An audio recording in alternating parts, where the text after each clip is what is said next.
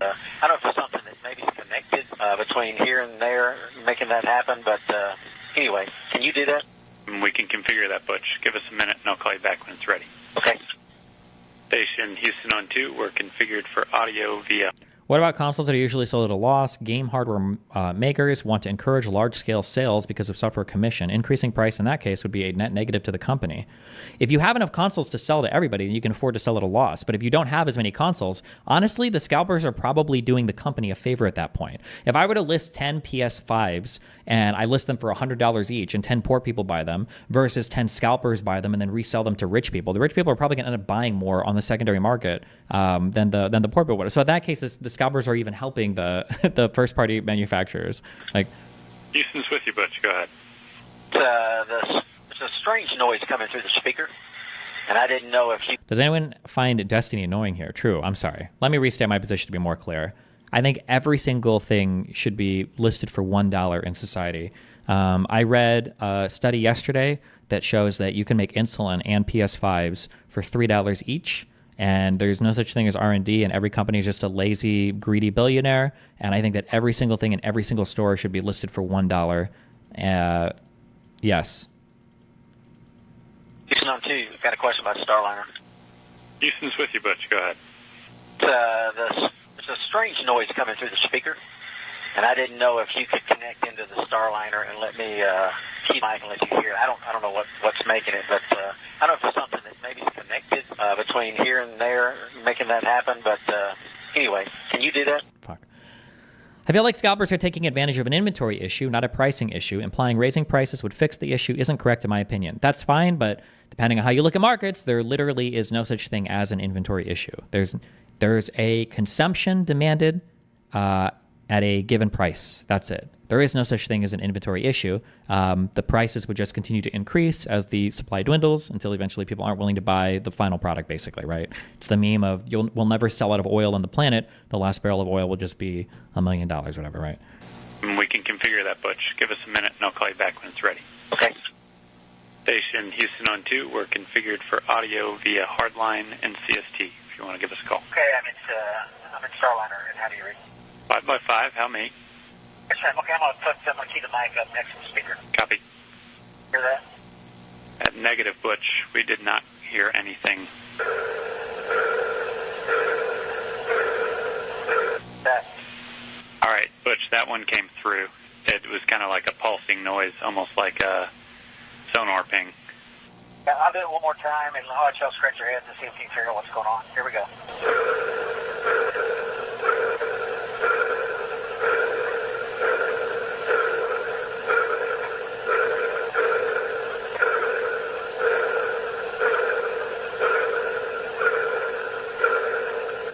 All right, over to you. Tell us if you figure it out. Yep, good recording. Thanks, Butch. We will pass it on to the team and let you know what we find. And Butch, just to make sure I'm on the same page, this is emanating from the speaker in Starliner. You don't notice anything else, any other noises, any other weird configs in there? Wow. Okay, thank you. So is your argument that scalpers aren't bad because money is still being circulated in the economy and people are just entitled? No, scalpers aren't bad. They're just taking advantage of a bad problem, which is a supply shortage. That's the thing that sucks about scalpers. Like, people will be upset at scalpers and pretend that the reason why they couldn't get whatever they wanted was because of scalpers, but they probably couldn't get what they wanted because the supply was short.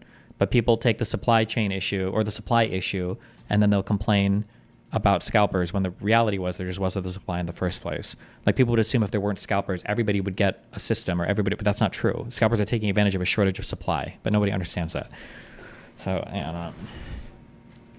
Scalpers are good then. Scalpers are good if you're a wealthy person and you weren't able to get it like immediately from the store and you want to buy from a scalper, or if you're somebody that's just willing to pay more money. But scalpers are bad if you would have been the person that would have gotten it initially, but then a scalper bought it instead of you. Couldn't you be mad at both though? I mean, I guess you could be, but the main issue is the shortage of supply, the initial shortage of supply.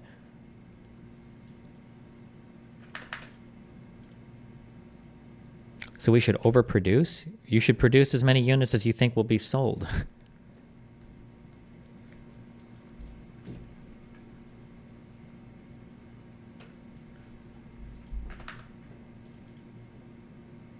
Scalping itself is immoral. It literally adds no value to the market.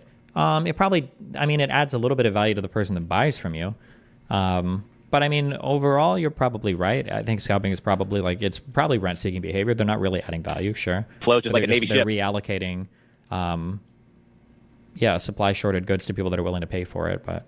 Flows just like a Navy ship. Right now we're in a maintenance period for a couple of weeks as we fix things, we take out the trash, we put things away, we reorganize, and we get ready for another phase of science. So when I first got up here a few months ago, we were raging through science, doing experiments from all different countries around the world, 3D printing. The question is, if they're consistently sold out instantly, why aren't they just making more of them?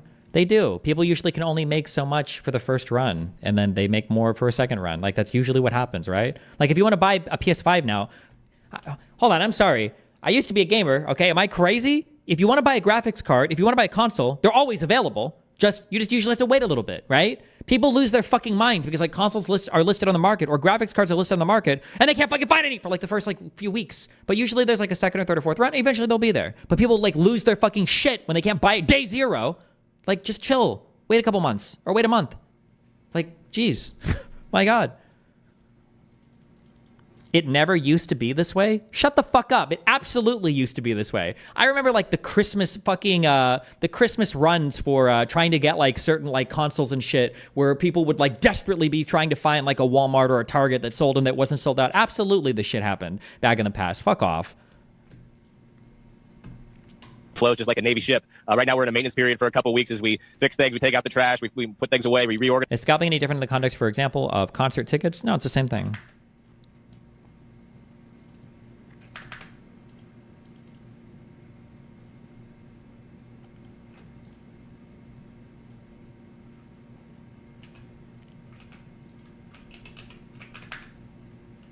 Didn't you just say there's no such thing as a supply issue? Okay. I gotta admit. Do you think Nintendo intentionally made less Wiis to keep the supply low and demand high? No, that wouldn't make any sense. Why would you ever do that? That sounds retarded. But they're also Japanese, so maybe the Asian people do weird business shit sometimes. Maybe they are retarded. I don't know. They only bought 85% into capitalism. I don't know why. I got to admit, the only thing that freaks me out about Los Angeles is all the plastic surgery. I don't get it. Why do people get plastic surgery? Why can't you just admit it's over? You had your time. Stop trying to look fuckable in your 50s. It's weird. With their faces yanked back, looking all shiny, right? Not to mention they haven't even figured it out. Why would you get a facelift? Can't you look at other facelifts and realize they haven't worked all the bugs out yet? Right? That's what you want to look like? Like you just lost a fight 3 days ago? Don't be a hero. Let somebody else go in there. Take the fucking beats. You lay back. Wait it out. They're just lying to people. I know, looks great. Scalpers are the just market makers. The main value they add is liquidity. I would disagree in saying the scalpers are doing a liquidity thing because the liquidity is already maximized, right? If a scalper doesn't buy it, somebody else is going to. What they're really doing is scalpers are adding a price discrimination mechanism, essentially. What a scalper is saying is hey, listen, if you want to pay more for this particular thing, you have the option to get it even if it's sold out. That's essentially the service the scalper is offering. What happens if you have another episode like we saw? Robinette Biden Jr. Jesus. What happens if you have another episode like we saw during the debate? What happened? Yeah, what happens if you have another performance on that on that level? When you get knocked down, Joey, get up. Get up. But I just want to get some folks together to pay tribute to somebody who's not only been by my side for the... Yes, but there should be a better way to not have consumers compete with resellers. Okay, listen, this is the final thing I'll say on this, okay? When you see a scalper, you get mad because you're under the false assumption that if the scalper wasn't there, you would have the thing. You probably wouldn't. If a scalper got it, you probably weren't going to get it anyway. Chances are you were never going to get it. But you see the scalper and you blame the scalper, when the reality is if the scalper wasn't there, some other random dude would have bought it and you wouldn't have had it day zero. That's it. That's it. It's a supply issue. But with the scalper there, you can externalize all of your blame and hatred onto the scalper, when the reality was there was never enough for you in the first place. That's it. Sorry if that makes you upset. You can toss that one around in your brain, go ask your econ or finance teacher or whatever, and they will explain exactly what I explained to you in more words. If you want to see the pretty supply and demand graphs and the inefficiencies that are caused by a low supply and what that means for the shifting of the curve and all, you can go talk to them about it. I don't want to do it anymore. Okay, but that's what's happening. You're delusionally blaming the scalper, thinking that if he wasn't there, all of us, it's like there's 10 widgets for sale and 500 people want to buy a widget. And then 8 widgets are bought by people that are first come, and then 2 widgets are bought by scalpers. And the other, like, 5,000 people are looking at the 2 scalpers going, fuck, if it wasn't for that guy, we'd all have widgets. That's what you're doing right now in your brain. But I understand the emotional frustration, it's retarded. Like, yeah. A tribute to somebody who's not only been by my side for the duration of this amazing journey, but somebody who has devoted his entire professional life to... Destin, you're just wrong, though. Starter69, hop into Discord if you want, my friend. This is like, it's the easiest Econ 101 argument in the history of all of arguments. There's nothing, like, you can't possibly be correct here. Like, the math and the theory and the practice, every single part of this is against you. If you want to hop in, go for it. Surely concerts are different because there's a capped supply. I know. I mean, the tickets are listed too low. People are willing to pay more for them. If you list the tickets lower than what people are willing to pay, there's always going to be somebody doing arbitrage.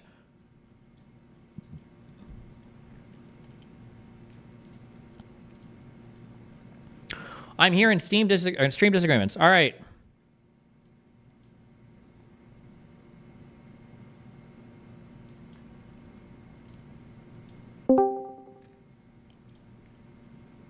Hello? Okay, what? Okay, so I think that I don't care. I don't give 2 fucks about 490s and graphics cards and PS5s. I think that you're right there, but I think that you're absolutely wrong when it comes to stuff like concerts and stuff. Because concerts, like, when you go to a concert, there's always those dumb fucks who bought the shit, like, immediately and are just standing outside trying to now give their tickets away. That, like, clearly there's a issue there with the scalping that, like... If they can, if they're able to sell the tickets for more than the original list price, that's the problem. The original price should have been higher. But if they're buying like 100 tickets and they can't get rid of the last 20, but they still made a profit, like... Then the original ticket should have been higher, so it's not profitable to do that. If you can buy 100 tickets and only sell 80% of your stock and you're still profiting, that means the original list price was way too low. How else would you make money? Just think about it. Think about it logically for 2 seconds. If I buy, let's say I buy 100 tickets, okay, for $1 each, okay? But I can sell 80 of them for $2 each. And then I've got 20 that I didn't sell. I've made a ton of money. Well, why the fuck was the original list price only $1 then? If I could sell 80 of them for $2, they should have just been sold initially for $2 or $1.80. I think that it's different with I think that this is okay for like. What did I just say that was wrong? What didn't work with what I just said? So let's go with like a band, just any band, and they are like Pearl Jam. Pearl Jam. They play at the same fucking venue every year at the same fucking spot, and they're like $20. Well, now that scalpers like have kind of keyed in on this whole market that they can just buy all the tickets like the second they become available off of like Ticketmaster, and then they know that at least some people will buy them, right? So why not list them higher on Ticketmaster then? Why not just list them higher? Wait, I'm sorry. Let me help you out, brother. Why do they have to? Bands are allowed to set the price they want to pay. The issue is that there is an aftermarket. There are places like StubHub. So this isn't about supply demand. This isn't about what the tickets ought to have been priced at. It's that there are these venues that are available because it's legal for them to sell these tickets. No one in the fucking world is saying, I would have gotten the ticket if it wasn't for Scalper. I could at the very least have said, I missed out to other fans who actually wanted to be there. Instead, I'm fighting against bot networks. They're buying shit tons of tickets ahead of time. As soon as they open, I can't compete with that. So I didn't really have that much of a fair chance if 20% of the tickets end up scooped up and on StubHub by someone who's doing that. That's the issue. And then when it comes to products... Hold on. Wait, how is that the issue? Why weren't the tickets just listed for a higher price then? If you say a band wants to sell it for... That has nothing to do with it, Steven. They don't need to be listed at a higher price. Then how... The issue is that wait, they are competing against people they can't compete against. If they lose out to fans, people are more okay with that than losing out to these fucking companies. Wait, hold on. Who? It's going to be fans buying it at the end of the day. Who do you think scalpers sell to? No, they had a chance to buy it at retail. The reason these tickets are still available on StubHub weeks after they've gone on sale is because the price is then increased and it slows down the ability for people to go ahead and buy it. Hold on, wait. Nothing you're saying makes sense. If a scalper is able to buy a ticket and then resell it for a profit, how are they making money if not because the initial price was too low? It's not about you were looking at this through the wrong perspective. You think that your comment earlier, like, I don't know how far behind I was. Your comment earlier where you're like, they should have just raised the price, or people think that that if the tickets are, I'm brain farting. Sorry, I'm playing Diablo. You said a comment about if the tickets are $20 and a bot's able to come in and buy them and then relist them for $30, why didn't they just sell the initial tickets then for $30? Because it's not what that's not the issue. Because I'm sorry. I figured it out. It's you said that people think that they would be able to get a ticket if it wasn't for the scalper. It's like, no, people understand there's still a limited supply. No one is under the delusion that there isn't going to be a limited supply. It's that they're competing against people that are buying significant amounts of it, and if they do want to go get it, then they have to pay a higher price. But the band's allowed to set the price. That's just the price that they have to pay that. I mean, I'm sorry. Like, what do you mean? Like, that's not the issue. The issue is that they don't want to have to go pay. I paid $600 for my fucking Taylor Swift ticket. Okay, that was insane. I paid for it because I wanted to go see the concert. Yeah, that's all fine and good. And if I was paying it for someone who didn't have their ticket and saw that they could sell it for a little more, I don't have a problem with that either. But what I do have a problem with is that 20% of those tickets get scooped up by people that are able to do it at a rapid rate better than other people can. And I think depending on the venue, it's even more than 20%. Like at local shows, you have a significant portion of the tickets that are now just being resold. So you have 70% of the venue that's fucking empty because it just all got sold by scalpers, and people aren't going to go pay $50, $60 to see a local band. Hold on. I can only do one dog shit argument at a time. So scalpers are buying. They are dog shit. They're bad arguments. Yes. No, they're not. We have what is the argument? Your perspective. You're arguing. Stop. You're arguing the perspective that a person wouldn't be mad losing it out because they didn't buy it because another fan bought it, as opposed to a scalper buying it. It's a different kind of mad. So hold on. I'm not speaking to why an individual might get mad. Then that's fine. People can get mad for whatever reason they want, and they won't get mad, I guess, if a fan buys it instead of a scalper. If you want to say that, that's fine. That has nothing to do with the central argument, which is that the ticket should have been listed higher if you want to prevent scalpers from selling tickets.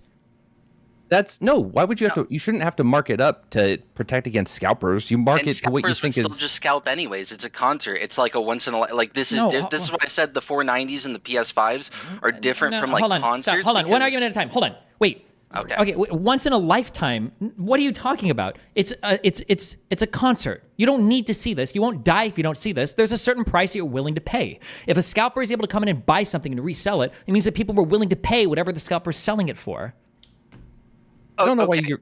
But the thing is, you're not understanding here is that there's an opportunity cost as well. So if I'm working my 9-to-5 job and the tickets go on sale at 10 o'clock and then I get home at 6 and scalpers have sold all the tickets, how is it my fault that I wasn't able to get to it first because I'm working?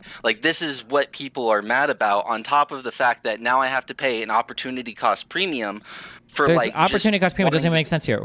Number one, and number two. Well, you're getting charged if we go with your original example of it's $20 for the ticket and then scalpers buy it and now it's $30. Well, because you weren't constantly hitting F5 on the page. Yeah, but if they would have listed it, cost of $10 by not getting fired from your job to fucking. If they would have listed it initially for $30, the scalpers just would have never bought it then.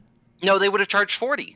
Why wouldn't they have charged $40? If I'm scalping, why wouldn't I just charge $40 for it? Do you think a scalper can buy and resell at any price they want?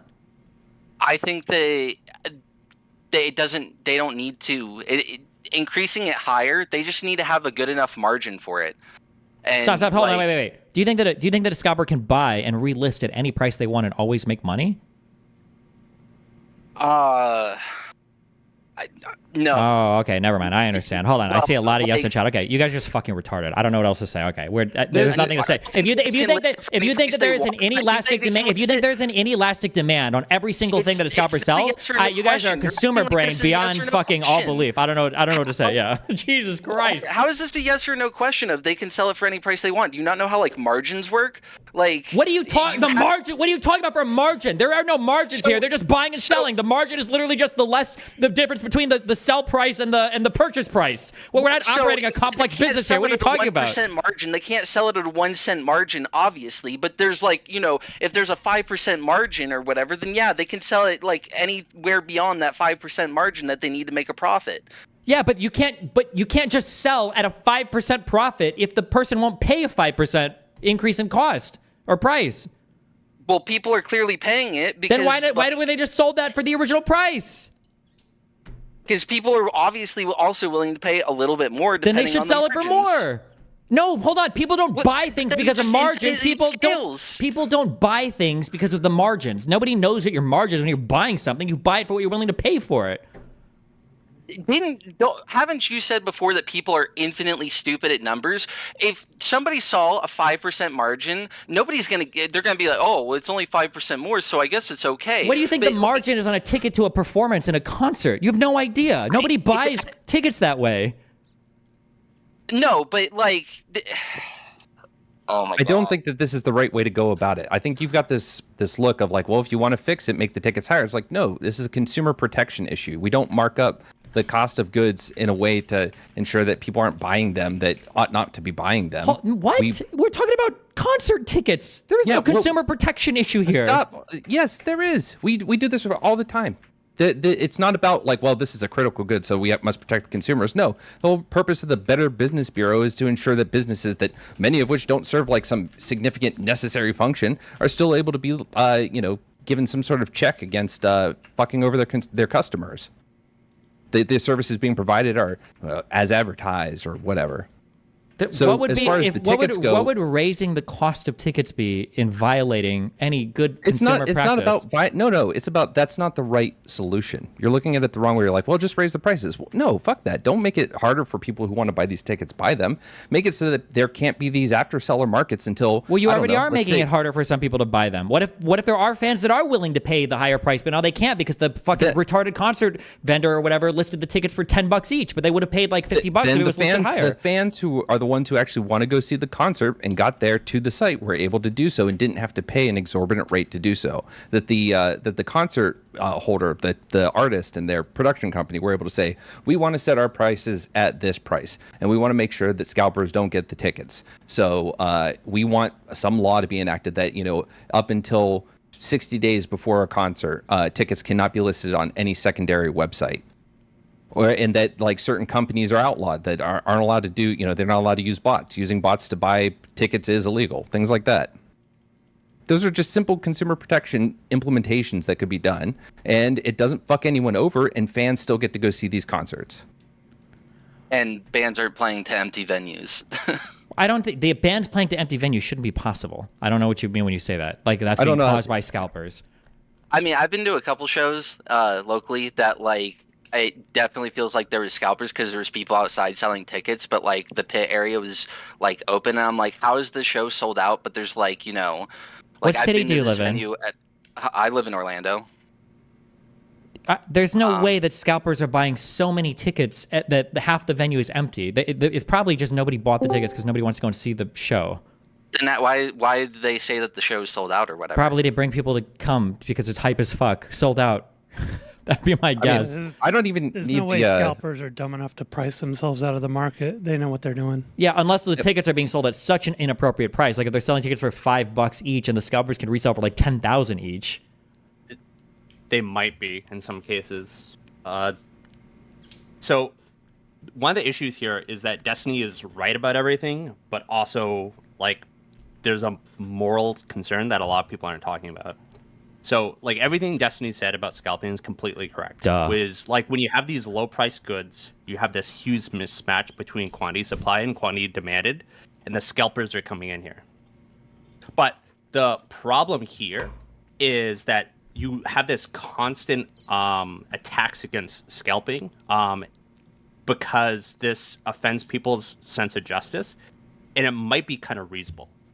Like, we have to ask ourselves, do we want a society where live music is just a privilege of like the best off, or do we want to see like diverse communities say come to here? Yeah, but the problem is you're not exactly. The problem is people are deluding themselves into thinking how they're going to fix the problems. And because of how scalpers work, people are able to externalize all of the blame onto the scalpers and pretend that they were just disappear would fix the problem. This goes back to me saying that there would still be people that are mad. They would just have a more like understanding kind of mad. If you're mad, like there are these fucking yesterday, we spent about 6 hours driving around Miami, going to these different stores that sell these certain collectibles. And there are people that are doing like live streams, getting there at the stores open, doing live streams with the cart full of every item and doing like live auctions. Like, okay, this for a finder's fee, send me the money. Cool, confirm this item is whatever. You have 10,000 pages of these collectors on fucking TikTok and whatever, showing the hauls they get, doing resellers. There are Facebook groups for all of this stuff. And when you see that, and you know that in like a metropolitan area like this, there are tons of those people that are out there going, your chances are going to be higher to get it as a normal collector, as someone who's just a fan of the product, if you don't have to compete against that. Now, if you go there and it's like, hey, these go really fucking fast, it's like, yeah, they're in hot demand, there's low supply. They understand that. I've talked to these fucking people who collect these items, and they get that. But then when it's like they're watching the fucking scalpers and the resellers and all this other shit, that is, to me, like an understandable like target for anger. As far as the fans, they're going to be irrational people. I'm not saying everyone's fucking, a saint and going to be just like, well, shucks, a fan got it. They might still be butthurt, but at the very least, it's, fans are getting the product, not people that are just looking to create an unnecessary secondary market. It's not unnecessary, and I'm just going to repeat the exact same thing I said earlier. None of what you just said changed a single thing I said earlier. It's still fans getting it ultimately. Who do you think scalpers sell to? Why don't you give a shit about fans being able to get it at the reasonable price without going through secondary markets? Why do you think that it's reasonable? No, why don't you care about it? No, why don't you care about it? Because they can't. Because having a crap shot of spamming F5 on something to buy something isn't any more fair than just saving up a little bit more money and buying it. I don't know how you can think that if anybody's never just tried to buy. There's still a limited product, so then only the rich people are going to get it. And as opposed to only the lucky people? You think that's more fair? What? Yeah, a little bit, yeah. It's not. The answer is no. That's not true. If you're seeing a Taylor Swift concert, you're already probably like decently wealthy. You're already decently well off. If you can spend and save $100 extra, that's probably more fair than spamming F5 for it. I'm talking about the general public. No, I'm not saying. I don't mean you personally. I just mean Destiny? What? Do you think that the lottery is unfair? Do you think that only rich people should play the lottery? Like. Well, the price on the lottery is fixed. Nobody can scalp that, right? Well, yeah, but the rich people have better access to buying more tickets, so they have more of a chance of winning. So, therefore, they should use their wealth to play the lottery more, right? Yeah, but it's not. But the price is still fixed. It doesn't matter. It's also you're not ever getting your money back because of how the lottery is priced out. But yeah, what we have here is here's a simple point though, is that the scalping and the price gouging is actually occurring on the bigger events at the bigger venues, right? So that's already right there. You're talking about a privilege. You're talking about something that's going to be higher profile, much more attention, much more marketing around, etc. Right? Yeah, but when the tool tickets were $75 and then the tool tickets get marked up to $250 right away, like the day it launches, all I'm saying is, yeah, maybe there should be a little government intervention where it's like, okay, cool. The distributors of the tickets, the original distributors that the artists and the production company and the venue partner with, those people, the tickets have to stay on there. Buying with bots is illegal. All that stuff. You do that, boom. What? I'm sorry. What is the harm in that? What if you're a huge fan and you decide that you want to save up an extra $50 for a ticket, and now you can't because it's listed at some retard price, and now there's probably even less of a chance of a person buying it and going because they originally listed tickets for like $20, and now it's like, oh well, fuck, well some retard bought it, and you might forget about it. Like, okay. Hold on. Well, I'm going to respond to that. Hold on. I'm going to respond to that because I've actually run into this problem because they do have restrictions on buying bulk tickets these days. And I've run into the problem of wanting to buy tickets for my friends so we can all go to the same event. And I can't do it because now they have those kinds of restrictions. And so you got to go and do the whole gaming the system kind of thing, right? And use like multiple IPs and, try and hit it from different different browsers and stuff, right? In order to buy all the tickets at once for your friends who are going to chip into a pot, which complicates things and makes a mess for those of us who actually want to legitimately purchase those tickets for fans. Okay, then you can't. I don't know. I remember being told when I was a kid that scalping was illegal in Cleveland. Bro, I am so sorry. My God, I made these jokes earlier about like entitlement. Like over the months, I've made jokes about entitlement. Like these things. I'm so sorry, you guys. Why is a rich person more entitled to consumer goods? Yeah, motherfucker. That it's money. Yeah, it's in a consumerist society where you're buying consumer goods. It's rich people that get most of the shit. That's how it works. No shit, Sherlock. We're not talking about medicine. We're not talking about your home. We're talking about fucking food. We're talking about fucking Taylor Swift concert tickets. You retarded bastard fuck. No shit, the richer people get more shit. What, are you fucking retarded? What the fuck is the point of money? No shit, Sherlock. Holy shit. You're talking about Taylor Swift tickets and Funko Pops. Oh my God. A lot of them are going to be bought ahead of time by scalpers that have found various ways to game the system. Used to be back in the day, they had like networks of people that would go and like buy them at the ticket booths, right? And then these days they're using bots. And so they know that this stuff is going to happen. They know they're going to find ways and loopholes and stuff like that. And so they factor that in and rein the price in because of that. So it seems like the ticket pricing does factor in some amount of the scalping being a problem and that it's going to happen. I think that your audience is fucking stupid, Steven. Like, because if they are upset with me saying that I think that there should be something done to kind of curb this issue, and they're calling it communism. Okay, cool. Then what other consumer protection things are communism? Oh yes, well, I mean, it helps companies make money to lie to their fucking to lie in commercials and to lie in their advertising. If somebody's willing to pay, if somebody's willing to pay a particular price for a thing, and somebody's going to list it way lower than that price, there's always going to be people doing arbitrage. That's an unstoppable reality of and any I'm not market. saying every instance of this should be taken out, but I think concerts are one of the biggest issues, and I don't see an issue with trying to curb that. Because one, there's no way to really do it. There's always going to be scalpers if you're listing your tickets. Such instances that could significantly curb it. Yeah, you might be able to slow it down a little bit, but at the end of the day, if people are willing to pay more for it, there's no reason not to just list it at a higher price. Going to a concert is not a human right. It's not like a. I'm not saying it is. I'm literally saying that I acknowledge there is a limited number of people who are going to be able to do this. In general, even paying $75 for a ticket is going to create a barrier to entry for a lot of folks, right? So you have that right off the bat.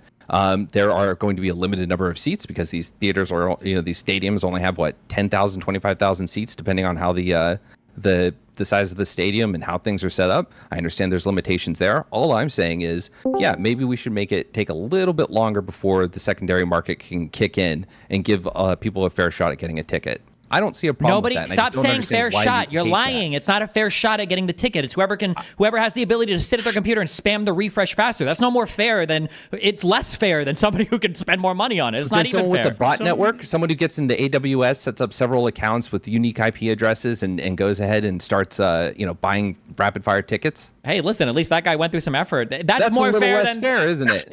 If anything, So you're it's more against fair Kamala because Harris's the guy- policies, right, Stephen? Stephen, you're against Kamala Harris's policies on housing, where she's trying to ban certain people, outside investors, from owning homes. We're not talking about homes here. Whoa! Just own you, bro. I thought you're against Kamala Harris, aren't you? Wait, don't you think that the right price is whenever people are willing to pay for a home? Don't you hate Airbnb because it's doing this shit? Steven just got pissed on. Owned. Oh, and he's gone. So homes aren't the same, obviously, because there's an inelastic demand for housing. That is kind of a right. We should have places to live in too. There is a super limited supply of an inelastic demanded good. It's a different type of thing. Yeah.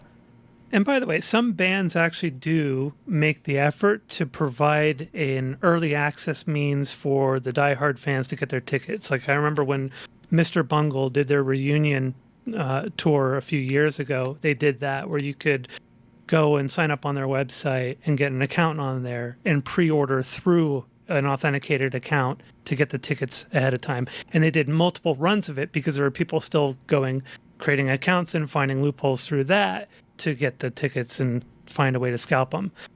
But I mean, Taylor Swift, you know, there's certain songs I can't listen to anymore because in order to get those early access tickets, you had to like rack up points through listening to songs. Like you connected your YouTube account to your Ticketmaster account, and you had to listen to it over and over and over again to get those fucking points. Sounds like a bit of a cult. Well, I mean, it was an attempt to like keep to let the like quote unquote real fans, get the tickets, right? And to be able to like, have a pick of a good seat without it ending up on the second market. So the real fans are the people that just sit on Chrome all day, just like spam listening to the song. Those are the real fans. Background fucking muted, and then just every few minutes refresh. I mean, you just have the auto refresher in there. That's all you need. Set up the auto refresher. Set the thing to refresh at the same length as the song. Was that around? I wonder if that was around during the Reputation tour. But either way, I'm sure it was. I think what's frustrating to me is your viewpoint, Steven, seems to only be like, and I am a fucking diehard capitalist, all right? But it just seems to be like it sounds a bit communist to me. Fuck you. But it's like there's no part of you that seems to give a fuck. You're just like, no, fuck you. It's not right. Fuck you. Like there's no. Because it's not a right. It's super. I don't. In this case, no one's around. Hold on. Around highly elastic, like purely fucking like consumerist goods. No, this is just entitlement. The idea that like you have a right to buy some incredibly limited supply thing at some artificially low price is just the most like crybaby entitled behavior I've ever in my life. It's insane to me. I'm not saying that anyone has a right to buy it. Yes, you are. I'm saying I have a right to try to buy it and not compete with certain things that are unfairly advantaged. Like okay, that's fine. buying. You're saying what's unfair for you might be more fair for somebody else.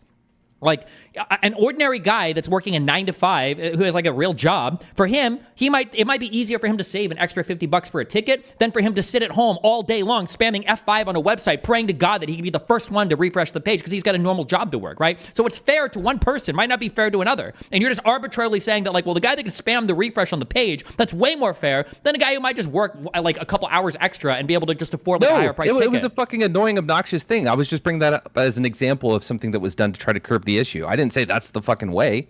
Jesus. Okay, well, listen, the only thing that solves it, raise the prices, and then all the scalpers are gone. No, that's not Boom, the only easy. thing that solves it. So easy. Limitations on what these websites can do.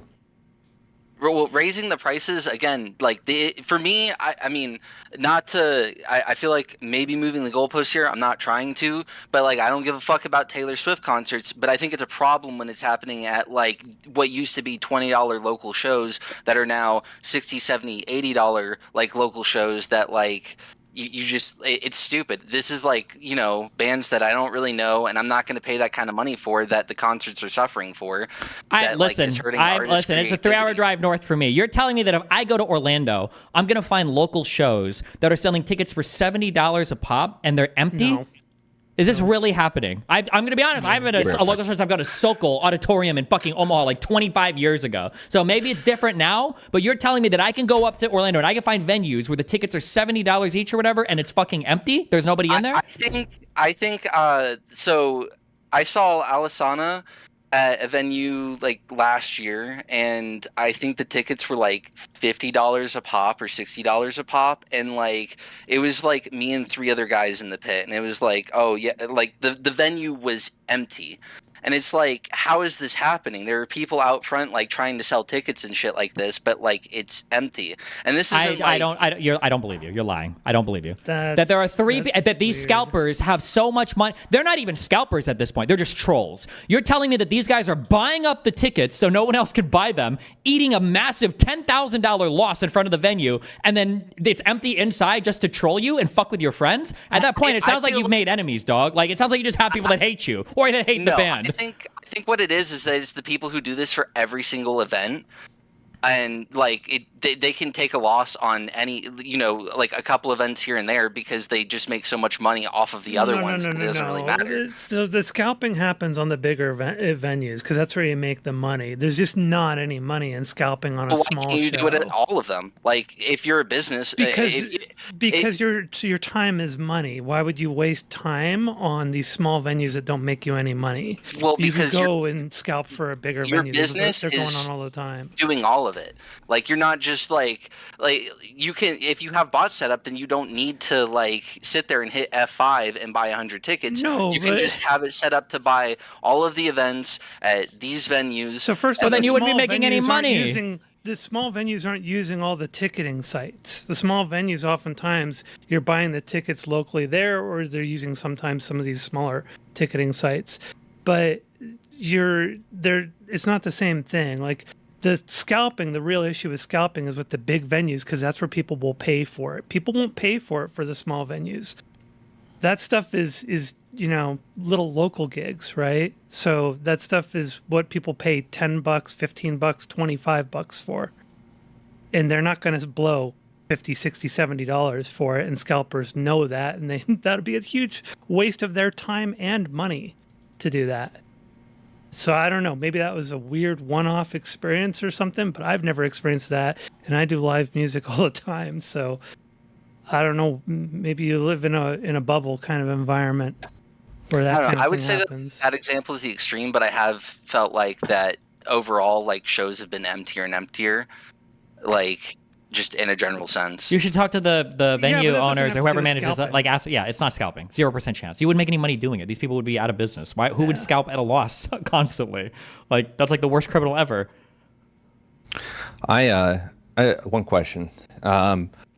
The guy that bought all those supplies at the start of the pandemic, and they confiscated that entire storage unit full of shit. Do you have a problem with that, Steven? Yeah, I sure do. Okay. All right. Do you think that hoarding right? necessities during pandemics is the same thing as somebody relisting Taylor Swift or they PS5s? bought them up to resell them. They were, yes. There's this called price gouging, and I think there are federal crimes against that. Yes, as they should be. Are you okay? Yes, that's I what am I'm saying. okay You're with that. Yes, yes. Relisting vital, inelastic goods during pandemics or other catastrophes, I think is a bad thing. Yes, I don't think it's comparable to PS5s and Taylor Swift tickets. And I'm not Funko saying Pops. it's comparable. Okay. I'm just saying you're not consistently applying your principle on reselling. Especially when you have consistent messaging from news stations and the government saying that you need these things or should have these things, the masks and the hand sanitizer, which are the two things that guy was hoarding.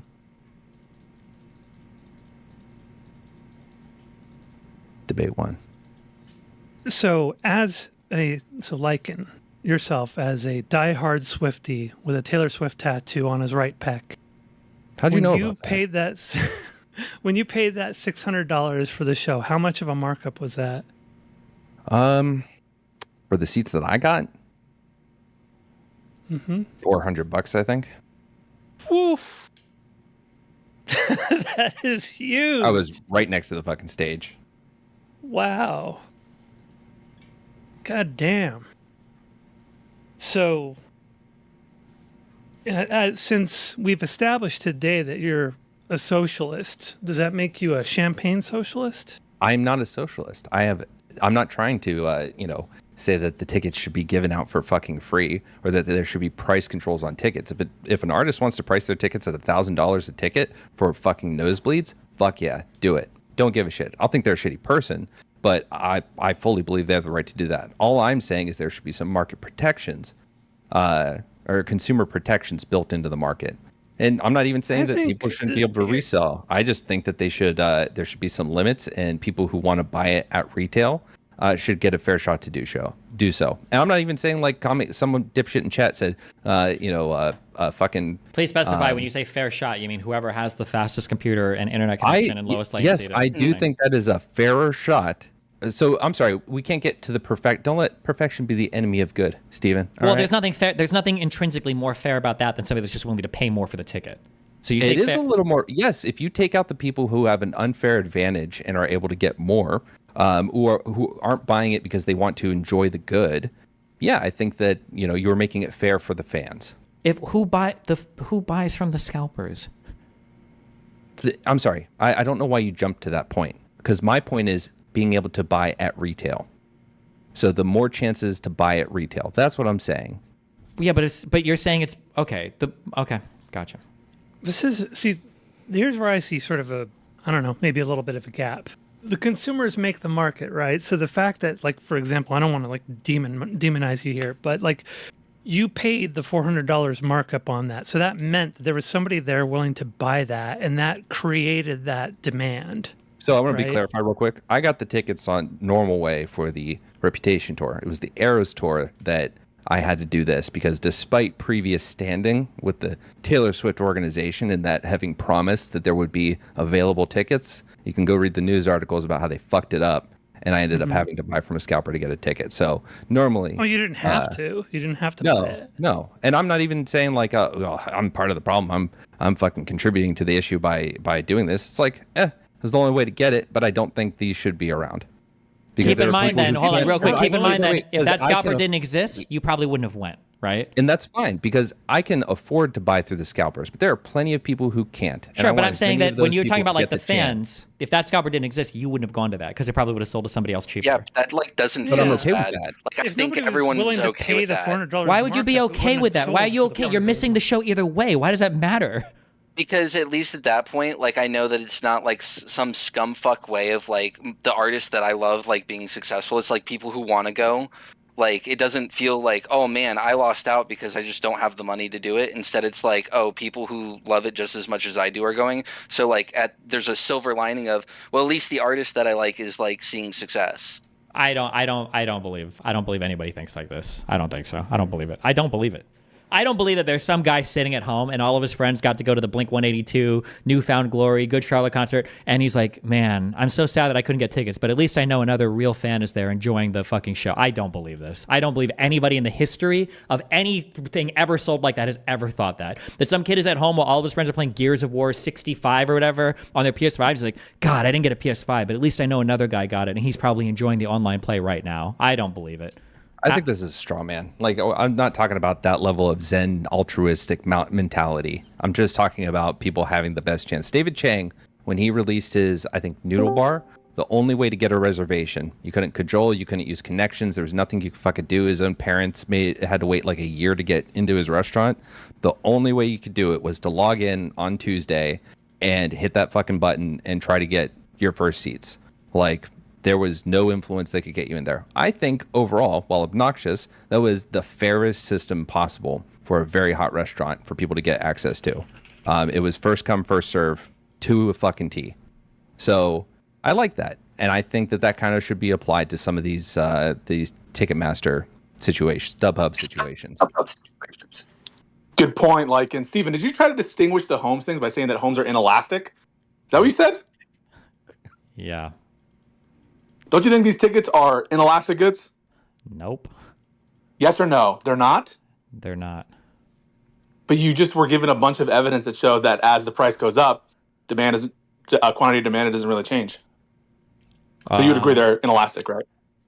Okay, Mr. Lawyer Boy, careful, all right? Because now we're in the econ finance. Oh, yes? The quantity Is that demanded, a yes? The quantity demanded doesn't seem to go down as the price goes up because the initial equilibrium point was not reached. The reason why the quantity demanded appears to be the same is because the supply was never set correctly. If somebody makes 1,000 things that people are willing to pay $100,000 for, and they list them at $10,000, and then they make 20,000 things, and people still pay, whatever price for it, it's not because you could set the price as high as you want. What it means is the initial supply, the pricing was never set initially at an equilibrium point. So fuck you. So wait a second. So you think that if there were unlimited supply of these Taylor Swift tickets and they set them at like, I don't know, $800, you don't think that you would have, a pretty inelastic good there?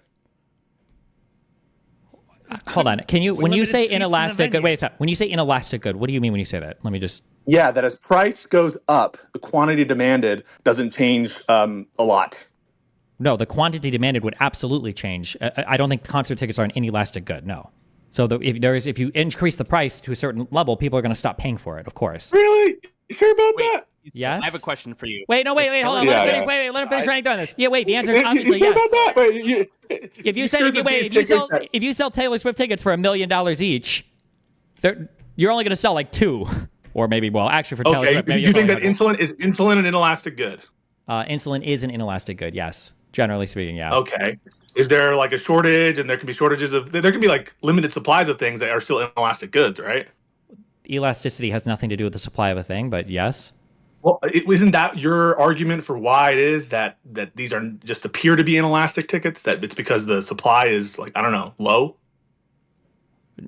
Can you explain in one sentence why these are not inelastic goods? Hold on. Elasticity. Wait. Elasticity. Wait. Hold on. Elasticity refers to how much you would expect the quantity demanded of a particular thing to change along a given price curve. If the price increases, but the demand is still relatively the same through a price increase, now at some point you're going to hit a cliff and people just can't afford it. But if the price is not very responsive, or if the demand is not very responsive to an increase in price, you would say that that is an inelastically demanded good, right? For tickets, the reason why it appears to be inelastic is because there is a pricing error and an actual market equilibrium hasn't been reached because the price is set artificially low. That means that you can increase the price more and more and more until you would hit whatever your actual supply constraints are, where your market equilibrium would be, and you won't see any trade-off in terms of sales. That's why scalpers What would I need exist. to do to show that tickets are inelastic goods? What would I need to do to demonstrate that? Pull up the clip of him saying that poor people are dog shit with money. True. He if it's true. I know that bothers you, but that's true. But it makes you feel better. Middle class people are even worse with money. To go to the concert. Yeah. So what would you have to show? I don't know. You would have to show that you can set the price it's hard because there's such a limited supply of these tickets. It's hard. Okay. All right. Pisco. No. All right. Let me get Pisco. Here's the killer example. If Taylor Swift said she was doing a free concert, open invitation to anyone that wanted to show up, what do you think that crowd would look like? A free concert? Yeah.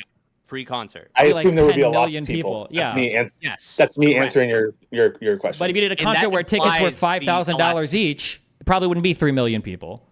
Okay, but I could say that about any good. Like if insulin were free, if there was a giving away event of insulin, how many people do you think would show up there? More than how many people are buying it, right? Not that. Do you think I would go to a free insulin event? Would you go to a free insulin event? Do you have diabetes? You might go to a free insulin event. Oh my god.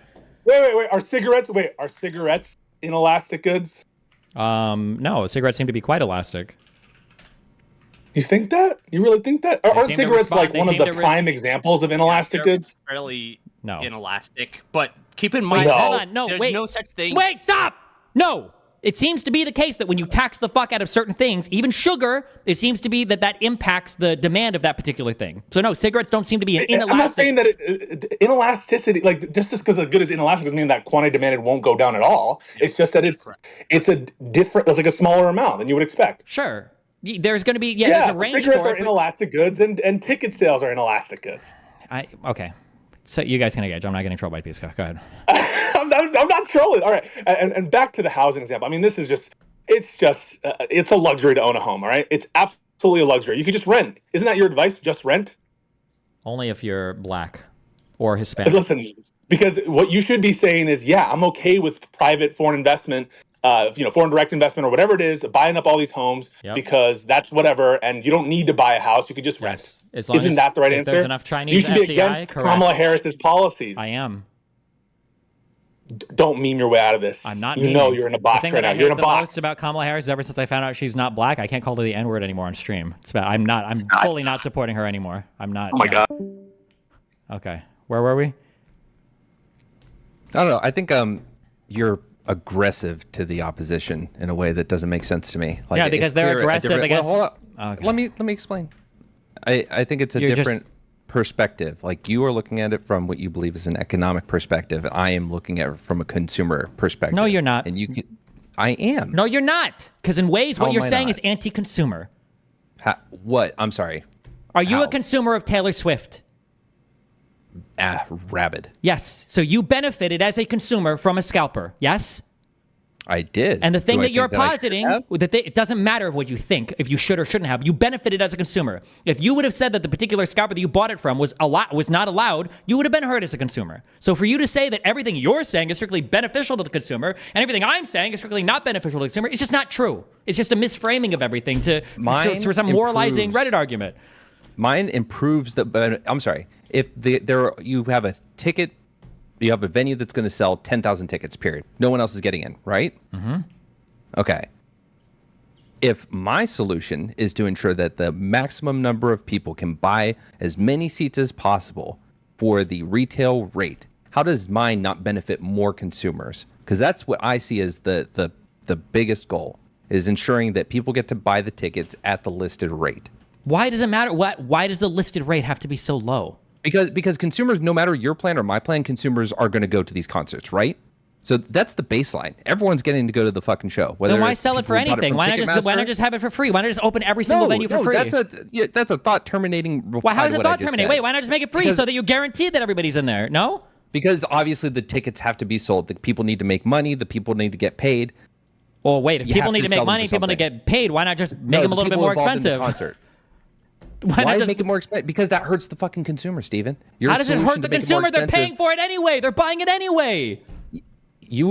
Why? Okay, I'm sorry. If I could save, I could have not put that $400 extra into my ticket. That would have been great. And there are people that are in worse circumstances that would like to go see these fucking shows. And your view of just, well, it doesn't matter. Concerts are a luxury, so it should be paid whatever. I'm more in agreement with you there when it comes to fucking DoorDash. Like, pay the fucking people what they need to be paid to can run your groceries and make it a luxury thing that only certain people can fucking afford to do. I'm fine with that. But when it comes to the concerts, I am saying that I want the maximum number of people to be able to buy at retail. Baseline is that consumers are getting these products either way, whether it's through fucking Ticketmaster or StubHub.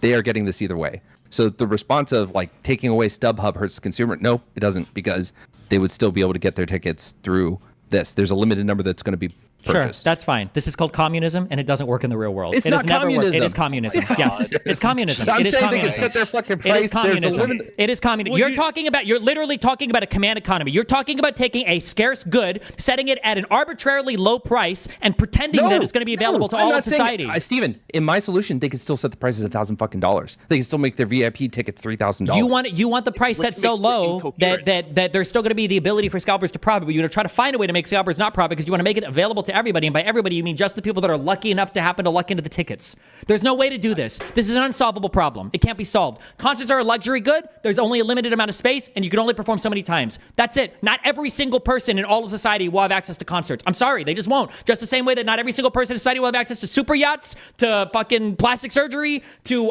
fucking... How is that Auto Blow analogous to anything 7000s. I'm saying? It's exactly what I'm saying. It's It's exactly what you're saying. Not everybody will have access to every single luxury good in society. It's not possible. It's not possible to make that happen. That's fine. Wait, I'm sorry. Again, I'll go back to they can set the ticket price at any price they want. Ticketmaster can do it. They can charge their exorbitant fees all they fucking want. If Ticketmaster wants to start, pumping it up to $300 per fucking ticket just for the pleasure of buying through their website. Fine. I think that's a little insane, but it's their right to do it. So then how are you trying to benefit consumers specifically if you're saying because these artists aren't doing that? Because these artists aren't trying to mark their shit up that fucking high. These artists aren't benefiting from the StubHub sales in that because their ticket already got bought. They're not getting more money because that ticket went for 300% markup.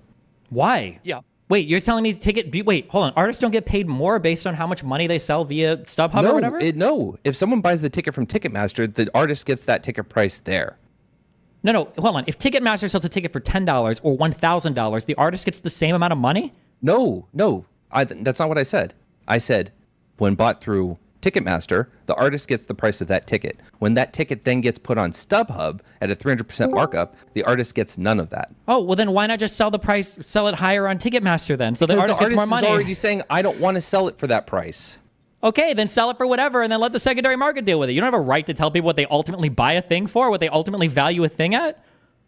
That has nothing to... I don't understand how you're connecting from what I'm saying to going to that, except just to fight me. If I buy a ticket on Ticketmaster for $200 and everyone around me is like, man, I would have paid $10,000 for that ticket. Do I have a right to resell that ticket, or is that immoral for me to do that? I think that if you as an individual are doing that, fine. Look, there are tiered approaches to this. Let's take out the box. Wait, so you're okay with so you're okay with people that are scalping, just not the bot scalpers? I'm saying that if you're going to throw things at me like that, I'll say, cool, fine. Let's get rid of the bots. You okay with that?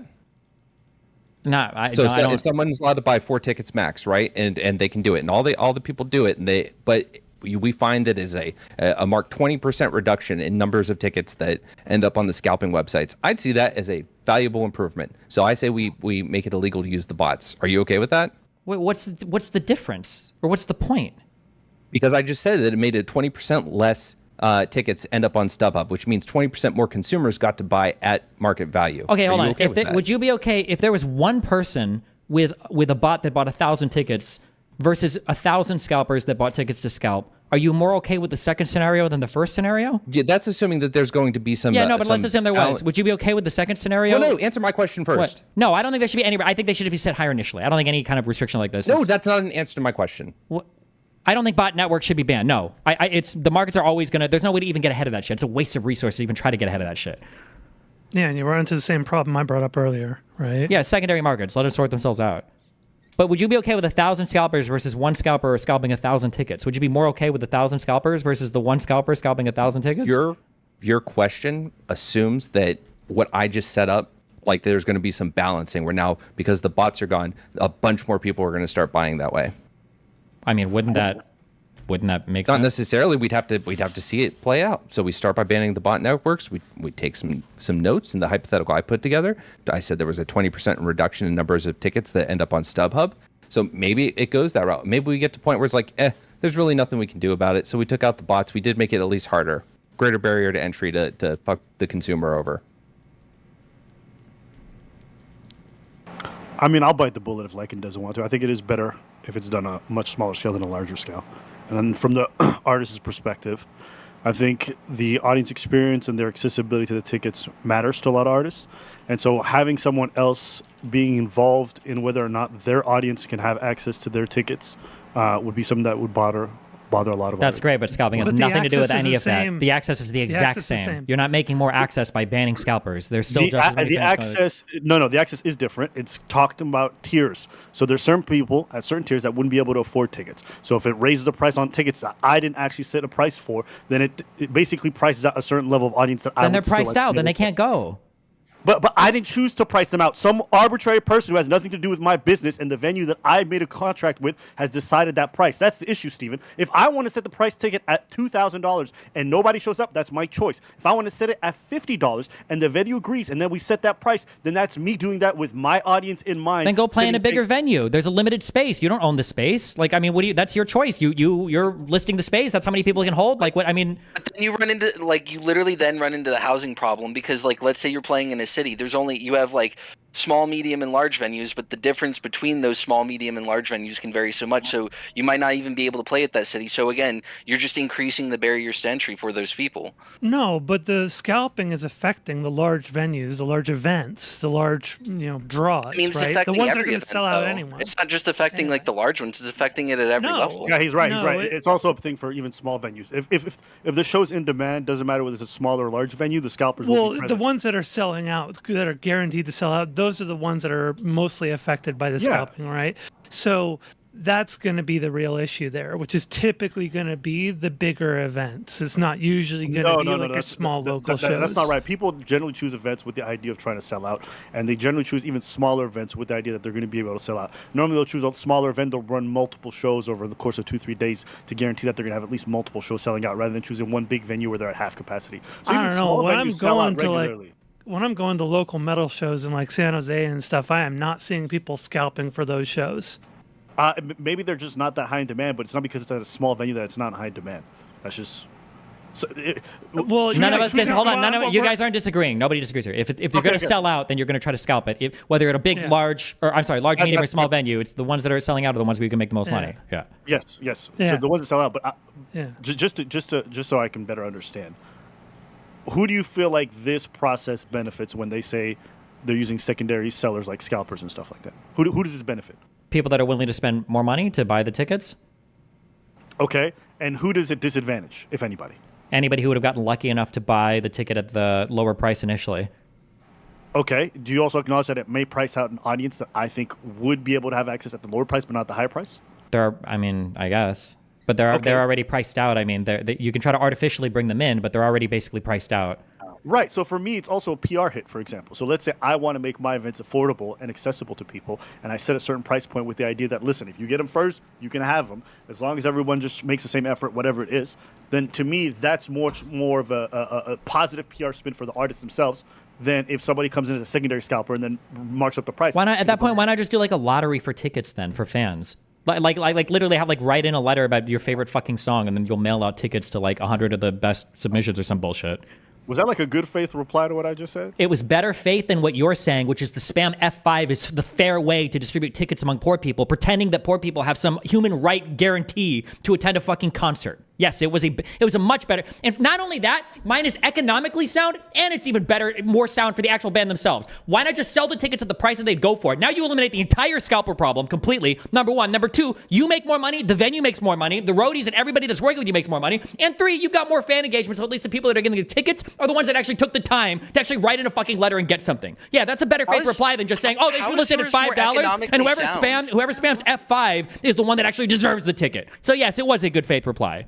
How is it more economically sound? That doesn't make any sense. It's economically sound because if somebody's willing, I'm explaining it. No, wait, you don't need to give an example. I can just tell you what it means. You don't need an example. It's more economically sound because if you're listing something way below what the market is willing to bear for it, then somebody's going to take advantage of that difference. It's more economically sound to sell at your equilibrium point.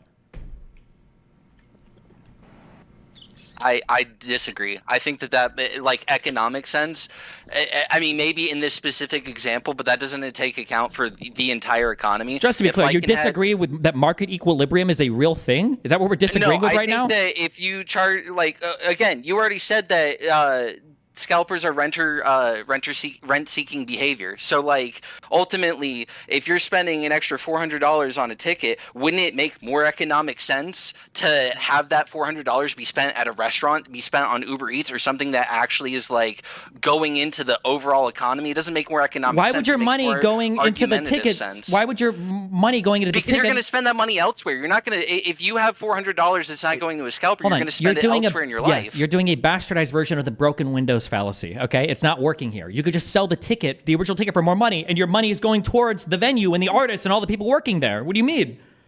Wait, just to be clear, when secondary sellers sell it, do you think that artists always get more money? No, the artists are probably losing a lot of money, would be my guess. Right, so the scalpers are the only ones who really benefit, well, and then the people who weren't able to get the tickets and now they can afford, or they can't afford and they were able to get a secondary ticket. But generally speaking, the artist does not benefit financially from the fact that the scalpers are overselling their tickets. No, they're hurting from that. Right, okay. But they're hurting because they're not setting their prices high enough. They should just set their prices higher.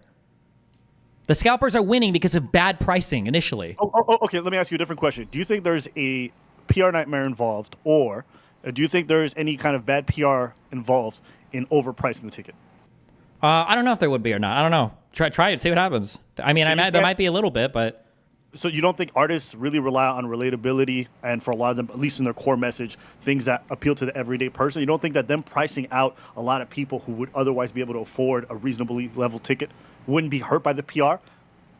I mean, if they're I can assure you that my brand and a lot of we got an brands example right would here. be really hurt by the fact that I was charging $600. I'm sure I could, and a certain caliber of people would be able to afford those, but a lot of people wouldn't, and that would hurt me. So not only is the secondary sale not going to me, the artist or the venue, the people who made the contractual agreement, but also I'm hurt from this from a PR standpoint because I'm made to look either unreasonable or these people are being taken advantage of, or they don't have the experience that I promised to a lot of my audience because of the fact that they're overcharging like crazy. So it's really bad for the artist economy, and I also think, look, I'll just go there. Yeah, then I think that people need to be more honest in society and stop selling people lies. I think that'd be good. If I was to do a live event and only 50 people could come, those tickets would be priced really fucking high. And if somebody complained, I would say, hey, listen, there's only a limited number of spots available. Of course, I'm going to sell them for as much as they can go for, period. If you're trying to sell them for $10 each and you're like, well, I want to keep it relatable. No, it's not relatable. You're lying. You're lying to your audience at that point. They can't afford it. They're priced out. That's a luxury good that they can't afford. That's it. And no amount of lies or rainbows or princesses and saying like, well, I think that everybody should. No, you can't. There's a limited number of space. You're a high demand service or good or whatever you're purchasing when it comes to a concert. Like, that's it. They should be honest about it. Like, you should be honest about it. Yeah, there's probably bad PR, but the bad PR is because people are telling lies to their audience that like it's just scalpers that make tickets expensive. No, it's not. It's a really popular artist that a lot of people want to see, and there's limited space in the venue. Well, I think the problem that I see here is that there's sort of this. I think there's people convincing themselves that there's an expectation that they should be able to go to these popular events that are being preyed upon by scalpers. And like, I don't know, when I just think about it from my perspective, when I was poor, I didn't go to big events. I went to little small events that, had local bands that nobody really knew except for, that we could get in for $5 or something, right? I couldn't even dream of going and seeing Metallica or something because I couldn't possibly afford that. It was just way out of my price range. So if you can't afford to go to a higher price show because the scalpers are making it too expensive for you, that's just part of the market, right? That's the way that works. And that's the way it's always been. Like even going back decades. We've had this problem the whole time. It's part of the market. It's like a secondary market on top of it, right? You don't have to go to that show. You can go to local shows and support local bands and help build them up. People don't want to do that. They want to go see artists that they think are worth watching. But also, when you go to local shows, people and then want that band gets Lamborghinis big, but can't afford them, right? But should we price down the Lamborghinis so everybody can have them? But what happens when you go to that local show and then the band blows up and now you can't afford their tickets? Like, I think that that's where my issue is like, it's kind of dumb because, like, I've been here the whole time. Like, I was here at the 10 people shows and at the 100 people shows, and now it's like stadiums and it's like, oh, I can't afford it. Like, not that I'm more deserving of a ticket, but just like, I think that's what Av was talking about when he's like, when you want to maintain that audience, that would make you part of the core audience, but now they're getting priced out. Like, well, but don't you want to maintain that vibe? In a way, like, isn't that what made the art? If you get bigger and you get to the point where you're selling out shows and suddenly you become a target for building onto a market that you don't have control over, you're not going to be able to do that. You're not going to be able to control what happens with your audience. You've broken beyond those bounds, right? You admit that, right? Yeah, but the problem is like there's also just like there's no like happy middle ground to just have it kind of be, if we ban botting, like it would be actually available to like at least have some portion of that core audience. Because I'm not saying that everyone who's a part of that core audience needs to go, but like you're not even getting like a fraction of that core audience that like made the vibes, successful for the artist in the first place. Well, how do you ban botting without running into the very problem that I mentioned earlier, where I was trying to buy a batch of tickets for my friends so we could all go to the same show together? Well, I think there's a difference between buying 4 tickets and 100 tickets or 1,000 tickets. Well, they were restricting us to buying, I think at the time it was 2 tickets per person. And I was trying to buy for a grand total, I think, of 8 of us or something around that. And I was having to go and jump through hoops to make that happen.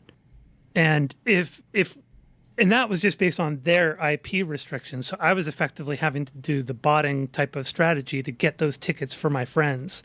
If they go and try to come up with more clever means of banning botting, that prevents me from even getting that together. And it's very difficult to organize people for an event like that and get it all together so everybody can show up to it. And that was an event with like assigned seating and everything. So we wanted everybody to be together for that show.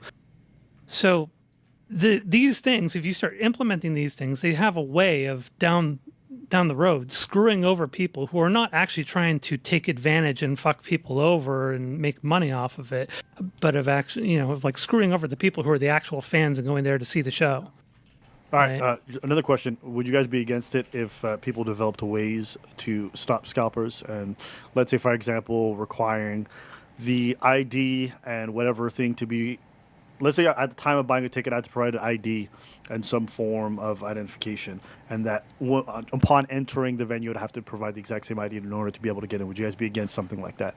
If this is a means by which they can make sure whoever buys a ticket at purchase is the exact same person who bought it, who showed up with it upon arrival. Still kind of screws you over for the bulk purchasing for friends, though. Sure, I mean, it requires some more level of coordination, but that's not my question. People can make the effort if they want to. The question is, would you guys be against those kinds of things that would stop scalpers if the artist and the venue got together to make that happen? And whatever the artist and venue want to do to manage their own business, it's up to them, right? But people constantly going and blaming everything on scalpers, like, oh my God, they screwed me out of a ticket and everything. It just seems like a waste of energy. Like, well, what's the point? Come on, that's part of the market. Do you actually need to go to that concert if you couldn't afford it? Why not support your small local band that doesn't have the name recognition? Because they're not emotionally attached to the local band. Nobody gives a fuck about the local band's music because they don't play that every day when they're home, when they're going through things. They're playing stuff that they've been hearing for a long time that really spoke to them. And a lot of these artists that are bigger on a bigger scale make music that appeals to people because it's music that connects with them. These guys on a local, well, I know you might appreciate them, but most of us don't care to see guys who it's their part-time job and they're just not that good. I just don't care to we'll pay money to go watch them. But that's so part obviously of the everyone's going to want to invest money into artists. Just because it's a privilege doesn't mean we can't make it better for the consumer. Yeah. Because ultimately it's dog shit for the consumer right now. Well, it depends on the consumer, right? Well, no one's saying that. Again, I feel like we're now going in circles. No one is saying that everyone is going to get it. No one is. I just don't see the same like consumer who thinks the straw man of the consumer that thinks that like it was just because of the scalpers that I didn't get a ticket. I don't think that the majority of people are thinking that. I think that they see that as one of the biggest problems because so many fucking tickets end up there. Like the Ticketmaster site is sold out the fucking day the tickets go live, and then after that, weird. The only way to get these is fucking StubHub, and there are tons of tickets there from every fucking section. Gee, I wonder where the fucking issue is. I mean, it's a market that exists because people pay into it. So as long as there's people who are willing to pay into it and pay that extra marked up price, that market's going to exist. If the venues want to work on strategies to mitigate that or rein it in a bit, then by all means, whatever they want to do. But if they end up doing things that end up further penalizing the actual fans who are going there to try and buy tickets for themselves and their friends so they can go see the show, then that kind of sucks. I don't know. I don't know if this has been done. Like maybe some solution is that, the ticket, like buying the ticket comes with an agreement, and like these tickets cannot be sold on reseller websites at rates higher than retail. Something like that. I don't know if that's ever been done or how that would be enforced. Don't they already do this with some? I feel like when I saw Louis C.K. in Madison Square Garden, when you buy the tickets, it's like emailing you like a fucking barcode with your name and everything on it. I don't know how you even resell these, but maybe there are ways to do it. I don't know. Do you send the email? Yeah, they don't check your forward ID or anything. Yeah. I think Taylor Swift and a few others have been trying to combat scalping. And I guess my question was just like, do you have a problem with that, Destiny? That they're trying to stop that? You can do what you want. I don't necessarily have a problem with it, but I mean, like, you're never, ever, ever going to solve scalping if you're setting your tickets at such a low price. It's always going to be an issue, and people can complain and cry about it all they want, but it'll never go away. The question, I'm not saying you can solve it 100%, but if they can even reduce it to a great amount, you don't have an issue with them doing that, correct? I guess not. No, I mean, if they're able to do it.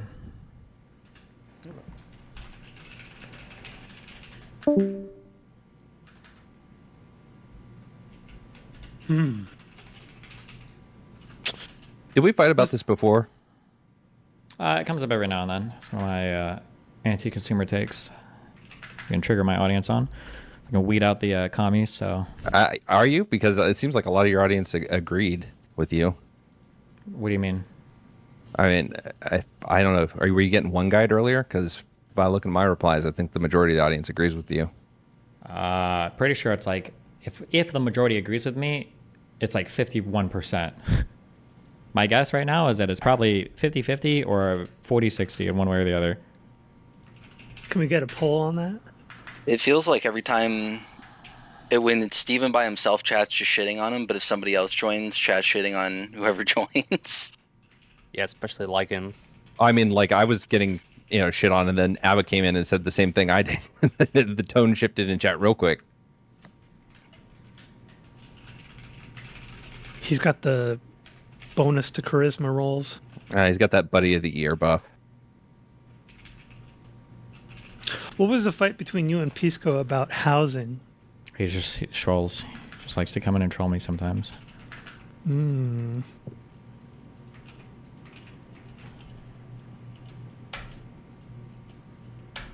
Well, Because Steven's housing takes are bad. I think you've got a slightly more extreme leaning on the opposed to owning houses kind of take, but I see an issue with the way it's sort of propagandized. I think home ownership makes sense for certain people, but it's propagandized as like the ultimate thing that everybody should achieve, right? And that's a problem. And I don't think people should be striving for that. Similar to other types of things, like college is another one of those things. Like that's super propagandized as well, or like job fulfillment and such. I think home ownership is one of those things where it makes sense for certain people, depending on what it is you want. I don't think if you're going to live in a city all of your life, I don't think owning a home makes a lot of sense, unless you want to be a landlord in the city and own lots of property there to make money off of that. But Otherwise, it makes sense to just rent if that's the case. Home ownership otherwise would make more sense in like a suburb for multi-generational family type situation, or if you're going to want to have some land for something. My biggest two gripes with Steven's take on home ownership is one, that he thinks that people are only doing it for investment. I don't think anybody I've is never realistically. literally said that in my entire life, but You good, said knock that down. people buy homes as investment. I said that Americans' primary wealth building tool is their house, which is stupid, and that people view homes oftentimes as an investment, and it's one of the big reasons why people give over renting, because I say renting is like setting your money on fire. So then like people, but so essentially you're not even saying that like people are buying it for then what's your, why are you so against people buying homes if that's not even the primary purpose of why people are buying homes? The fact that the culture fetishizes owning a home is like the ultimate form of success, and that a home should be seen primarily as a very good investment, and that's like a major motivating reason for buying it, are the things that I'm opposed to. It's a good way of putting it. Fetishize. That's what I should have used.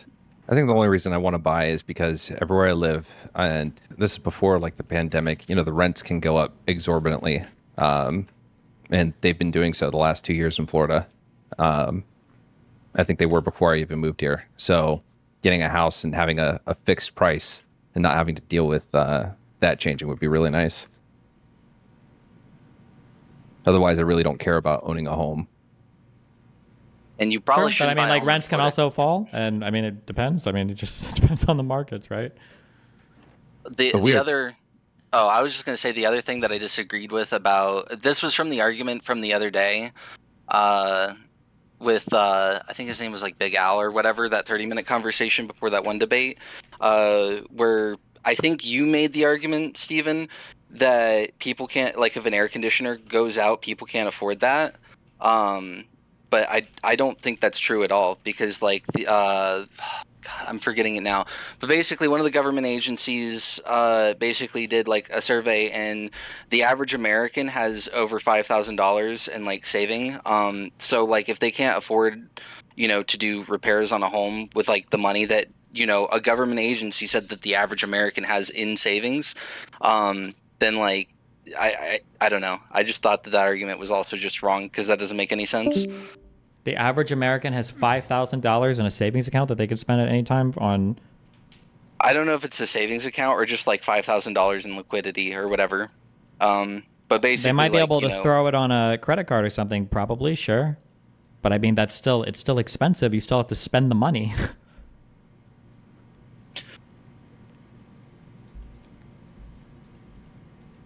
Home ownership has a lot of things to factor in with it. So you got to do your own repairs. You have to pay potentially property taxes depending on where you are. You got to deal with a lot of issues with regard to environment and such, like what happens with the environment, earthquake damage, etc., flooding, fires, you name it. All that stuff is on you. You got to deal with it. You got to deal with different forms of insurance potentially.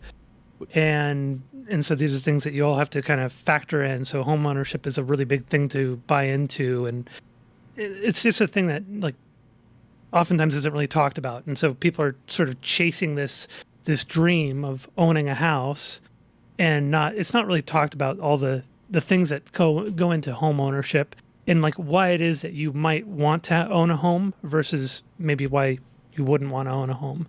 So I think if you want to, like, the goal for owning a home shouldn't be to own a home, because that's what you're supposed to do. It should be because you want to have a house that you can have your parents and your kids in together or something, and have something that you can pass on that can house multiple families, something like that, or that you can grow food on. Something, have more purpose to it than that. It was also that could be used as a way to pass down income, way to shelter income, another way of utilizing land and property ownership. Growing income is another way, but it also depends on where you buy and when you buy. But overall, property investment does grow over time on a longer scale. Careful. It sounds like you're talking about homes as an investment, which Destiny's not a big fan of. It depends again on where and when you buy, but yeah, on a longer timeline, it does tend to go up over time. But there are also areas where you can buy where that would be a very bad idea, where it's high risk. Well, one important thing to realize is that when you rent, you're paying for everything. If you're renting from a sophisticated landlord, Well, that was what I just said. yeah. Oh wait, Well, I'm saying no, when you I rent. was saying, yeah, with purchase. If you're renting from a sophisticated landlord, they've already priced in every repair, all the property tax, all of the time, their wages for the super, et cetera, et cetera, et cetera. Like, you're not actually getting a good deal on these. Like, the cash flow itself might go up and down. It depends. So some investment properties, like if they just bought it and they bought it on a mortgage and they bought it with a rather large mortgage, then yeah, you're probably not going to get a good deal, and they're rolling in a whole bunch of stuff. Especially if it's an older property that needs a lot of repairs or something, or if it's got a homeowners association that is in an older unit, right? And so that could cost a lot more.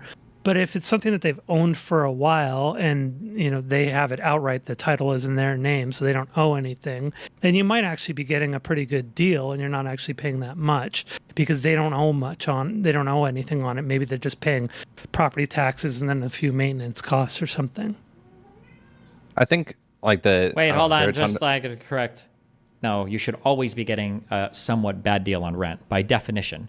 If the person that's owning the property, if they're renting to you, that means they're making money on it. You're paying a premium to smooth out the cost of living in a place. That's the whole point of paying rent, is you have the ability to leave and you don't have to deal with large spikes in cost. And in order to average that out, it's like insurance. You're paying a premium on that. So you should never be getting a quote unquote good deal on rent. You're paying a premium the same way that you would be for insurance. Just like you're never getting a good deal on insurance, right? Exactly. Yeah. Well, I think the difference is like, how much are you paying? Are you paying a high rent for the area, or is it a comparable, or is it low rent? You should be paying, so I don't know, whatever at the end of the day, it probably averages out to whatever the profit margins are in whatever industry, probably like 10%. You're paying some slightly higher fee to have a place that you can easily leave and you don't have to pay large spikes in costs from in order to have I would have paid about $500 to $1,000 more for a comparable 3-bedroom apartment when I had a house. The house, and I was never going to have as much square foot. Like, it was a townhome. Like the living room and the kitchen were one level. You're just not going to get that kind of space at an apartment. So you're going to pay a lot more for the apartment.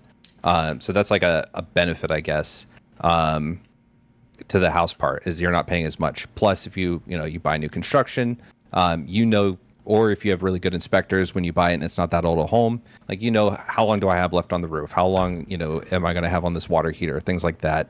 You have more control. You have more ability to do proactive maintenance, to take care of things. Everything else with the apartment, it's kind of, you're paying more. It's all up in the air. So you kind of have that control to be mindful of what you're going to have to take care of in your place. And that extra money can go into savings. That can go into, being ready for any of those repairs. So if your roof is going to go in 10 years, you start saving. It's like, okay, time for the roof to go, and you're ready for it. Like, so yeah, you have to take care of all those things, but you also get a little more money and a little more time and to plan for those things. Here in apartments, like, I don't know when the fucking air conditioning is going to go out, but I've lived in 2 apartments where for apartments, you don't have to plan for any of those things because they're not your responsibility. No, I know. That's what I'm saying. I'm just saying that, like, I don't know when that's going to go out. It happens all the fucking time, but that's baked into my cost that they're fucking taking care of it. At my place, I can be mindful of that and hopefully be financially prepared. But I'd rather pay. I like the apartments for the ease of moving because I've not stayed in one place for too long, and so I can go from this location to that location, and moving is super fucking simple. I don't have to go through the hell of selling a house or deciding if I'm going to rent it and then going through a management company to rent it out. So, like, I don't know. The only thing that I worry about with home ownership, aside from, like, it's hard to rent a good home that will have, like, the right yard in the areas that I want to live in, is that when I'm retired, I'd like to have a place that is already taken care of. Like, I've paid it off, and I don't have to worry about that in retirement. The nice thing about home ownership is it is yours, assuming that you've paid off whatever mortgage you have if you bought with a mortgage. So it's yours, technically. You own the title. And so it's a lot harder for you to lose that. However, it is a lot to lose potentially. Like if you have to pay property taxes and you don't pay it, the state can take it from you and put it up for auction. So that's a huge thing to lose because you just sunk a whole bunch of money into that, right? But it is yours. And so it's very hard for someone to take that from you. Why does no one make the argument like that? Because for me, like one of the big reasons that I want to own a home is because like I don't like the fact that like you can't do anything to an apartment. You know, you have to get like in some places you can get approval from the landlord, but ultimately you run the risk of like losing your security deposit to like put up curtains and shit like that. Like, is that? I know that feels like small shit, but ultimately the security deposits of renting your whole life are gonna add up to a lot of money too. Well, typically, as it depends. So if you're a renter, well, I don't know, it depends on the renter. But oftentimes renters are moving around a lot, so aren't usually doing a lot of modifications in the first place. So that kind of thing wouldn't really matter. But if you own a home, you're usually settling down. And so you're going to be doing modifications because you're going to be there for a long time. So that usually is something that's kind of bundled with the fact that you're a homeowner. You're going to be doing a lot to the environment because you're going to be there for a long time. Well, that's what I'm saying. But like, you don't have those opportunities as a renter. Like it seems like renting's like kind of dog shit for that. But also as a renter, built into the renter's market is you're going to move with that market. You're going to move because you're going to find cheaper rent somewhere. You're going to move because this isn't your permanent home, right? So the things that come down to like modifying the environment, doing changes to the house that you live in don't even really matter that much because you're a renter and you tend to move around and chase lower rent costs and, you know, better places to move and stuff like that, as opposed to sitting in one place long enough to modify the environment that much. So they're kind of two separate things entirely. Right. One is more of a, you know, living in one place for a very long time type of thing. And one is slightly more of a, you know, moves around a lot. And so therefore isn't going to be doing that kind of thing much anyway. Steven, do you have a cat now? Yeah, he hangs out here sometimes. Oh. Okay, are we good on this topic? Oh, GSU Gambit. Oh boy. No, sounds good. Yeah, I think I'm good. What? Why are you saying, "Oh boy"? Man? What happened? I don't know. What's up? No, I just had a small question because I actually don't know I'm how gonna drop off. Good seeing you though, Gambit. Be careful. Take care of your kitty for me. Bye. Yeah, and this won't be long. I just don't know your take on this. I was listening to your conversation with Sam Harris, and at the beginning, he was like pressing you on why do you talk to certain people, or just something of that sort. And you were like kind of, you know, explain yourself like you do all the time on that. I was expecting you to like. Hold on, I'm so sorry. Did you hear that? No, wait, what? I'm sorry. It must be something in my fucking microphone. My bad. Okay, you said I was talking to Sam Harris. Yeah, so he was kind of asking, why do you talk to people that he sees as despicable or whatever? I was expecting you to fight him on that, and you didn't, and I was a little bit upset. And I thought your opinion on this was not only do you talk to people who you think are like potentially reprehensible, but that you also think that's the way that we should kind of heal our like divide or whatever, right? I would have to go back and listen, but like typically, what was my response to it when he said that? No, you explain yourself, but I was more interested. I thought I was like, oh my God, this is going to be a hot topic because I know Destiny is going to push back and be like, no, you should start doing this too. And like people like Brett Weinstein or whoever that he's not arguing with, like I thought you were going to push him to say, wait, why aren't you more like me? But then the conversation kind of just ended. Well, Sam has intentionally moved away from like that combative stuff because for him it's like mentally super unhealthy, which I can understand, right? But I think he's made a conscious decision to step back from stuff like that. Yeah, but I wanted you to fight him on that. But Why? maybe, What do you mean? okay, It's so up you're to, I saying, think everybody can deal with however, like if something is mentally unhealthy for you, like if you find you're being made like fucking miserable by a certain style of engagement, I don't think you have an obligation to engage in that way. And he's not like dishonest about it. It's not like Crowder or all these other guys who are like, oh yeah, we'll debate anybody, but then they like won't. So I think it's okay if you don't want to do that style of conversation. Okay, gotcha. Yeah, okay. No, I told you this would be really quick. I thought you were stronger on this. Oh no, I think everybody has stronger. I don't mean like everybody has like a role and people do different things well. I don't think everybody has to be like the debater archetype. It just depends on what your strengths are. Yeah. I think he has. I think if you want the world to be a better place, there's a level of negative emotion and mental load and whatever that I think we should have, with the hopes that the conversation that we're having are going to make the world a better place. I agree, but that you're talking about an insane level. That's a huge load right there. A good one that you're talking about him taking on. That's not just like a minor thing. Like getting into adversarial conversations online it's a hard thing for a lot of people to do. No, not online. No, like not on Twitter. But I'm saying like there's many people that have called him out that he used to be close friends with, and his whole stick was, yes, we're all a part of the intellectual dark web. We have difference of opinions, but we can argue amongst ourselves and stay rational. Yeah, and but hasn't he separated himself from all that IDW stuff and everything? Yeah, I know, and I view that somewhat as cowardice, and I thought you would too. And like I said, I agree that there's a level of like negative interaction that can make you want to get away from the space, and maybe he has reached that point, but I don't know. I don't know. Yeah. But yeah, that was all. Okay. Are you voting for Kamala? I think the best path forward is for Kamala to win the presidency and then the Senate to be owned by Republicans, so there's no legislation that's passed. Wow. Okay. So you're voting for Kamala, and then you're going to vote Republican down ballot.